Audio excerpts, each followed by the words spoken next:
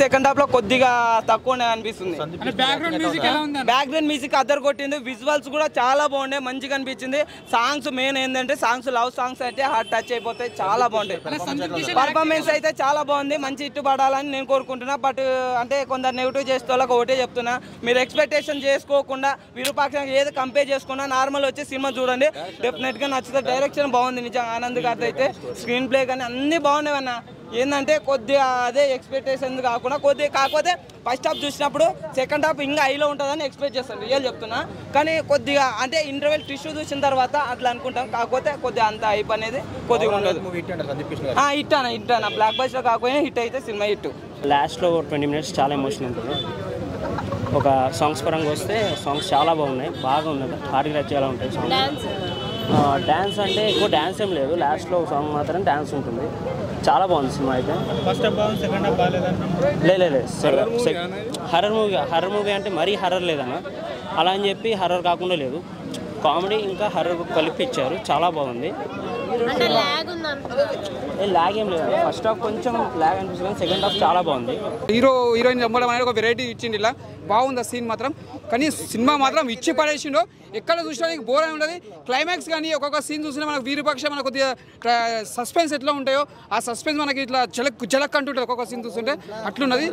అంటే ఒక్క దగ్గర మనకి ఇక్కడ కాంప్రమైజ్ అని కాదు, ఫస్ట్ హాఫ్ కొద్దిగా స్లో ఉన్న సెకండ్ హాఫ్ మాత్రం దుమ్ము లేపేసింది అన్న. అంటే నేను చెప్తున్నా, ఎక్స్ప్రెస్ రాజా తర్వాత నాకు ఒక హిట్ సినిమా అంటే మళ్ళీ ఈ సినిమా ఎంజాయ్ చేయొచ్చు. అప్పట్లో ఎక్స్ప్రెస్ తర్వాత 2 సినిమా హిట్ కొట్టినాయి, దీని తర్వాత అంటే మళ్ళీ ఈ సినిమా హిట్ అని చెప్పొచ్చు.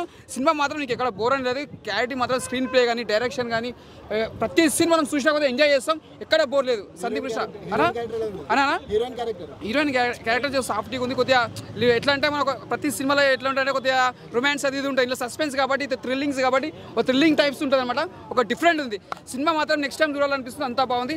సూపర్ సూపర్ సూపర్ కామెడీ ఆడాడ పండించారు. ఇది యాక్షన్ కదా, ఇప్పుడు యాక్షన్ మూవీ కాబట్టి అలానే ఉంటుంది నాకు. కొద్దిగా వెన్నెల కృష్ణ యాక్టింగ్ చాలా బాగుంది, ఎందుకంటే ఆయన యాక్టింగ్ చాలా రోజులు చూసినాం, ఇలా మాత్రం మస్తు చాలా ఇంప్రూవ్ అయిపోయింది, చాలా సూపర్ చేసిండు. ఎందుకంటే ఇలాంటి సినిమా చూడాలి, చూసిన కూడా మళ్ళీ చూస్తారు, అంత బాగుంది.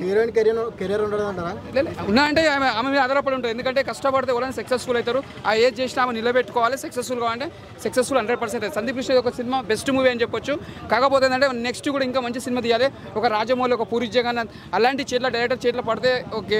మన హీరో సందీప్ కృష్ణ ఒక లెవెల్లో ఉంటాడు, ఎందుకంటే ఆయన ఒక మంచి యాక్టర్ నటుడు ఉన్నాడు, అంతా బాగా యాక్టింగ్ చేస్తారు ఆయన. వెన్నెల కిషోర్ వీళ్ళిద్దరు పాత్రలు బాగున్నాయి, గ్రాఫిక్స్ బాగా నచ్చినాయి, డైరెక్షన్ బాగా అనిపించింది, మెనుగురుపుల్లో సన్నివేశం చాలా బాగుంది.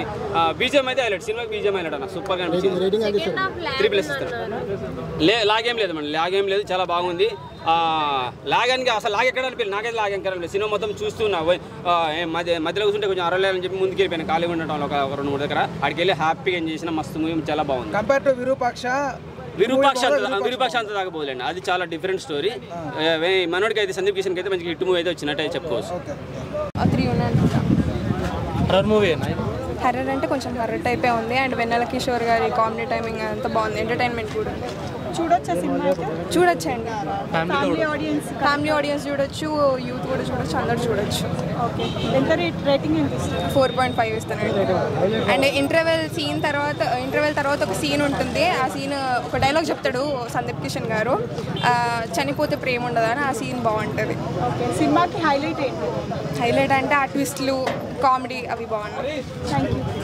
అక్కడ ఏంటంటే దెయ్యాలతో మరి జరిగే సన్నివేషన్స్ కానీ ఆ కామెడీ సీన్స్ కానీ అయితే చాలా బెటర్గా ఉన్నాయి. అసలు సినిమాకి మెయిన్ హైలైట్ సందీప్ కిషన్ ఎంత హైలైట్, సెకండ్ వచ్చేసి వెన్నెల కిషోర్ బ్రో. వెన్నెల కిషోర్ కామెడీ అయితే అసలు ఎంత హైలైట్గా ఉందంటే అంత హైలైట్గా ఉందన్నమాట. వ్యాలంటైన్స్ డే రోజు ప్రీమియర్ వేశారు, ప్రీమియర్కి ఎందుకు వేశారని చూస్తే వెన్నెల కిషోర్ కోసమే వేశారనమాట. అమ్మాయిలు మోసం చేశారు, ఆ క్యారెక్టర్లో తీసుకున్నాడు బ్రో, అదైతే నాకు చాలా బెటర్గా నచ్చింది.